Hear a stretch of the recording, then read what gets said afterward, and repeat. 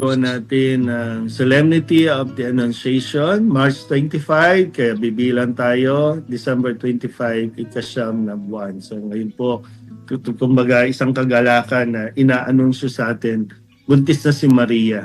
Para bang ganun, no? Na kumbaga sa isang asawa na sasabihin mo, at nawa mapuspos tayo ng kagalakan, no? Kasi isang biyaya ang paglilihi ni Maria dahil nga sa kanyang pagtugon sa plano ng Diyos sa kanya. Maganda rin mapagnilayan natin, no? Bagaman may plano si Maria, katulad natin, may mga plano tayo na hindi na nangyayari ayon sa plano natin, ayon sa gusto natin.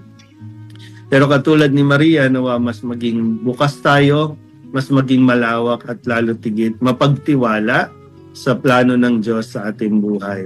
Kagaya ng mga nangyayari ngayon, marami siguro ang medyo nalulungkot kasi lalo na may mga plano kayo na mag-abroad pero biglang may mga pangyayaring ganito at hindi kayo natuloy.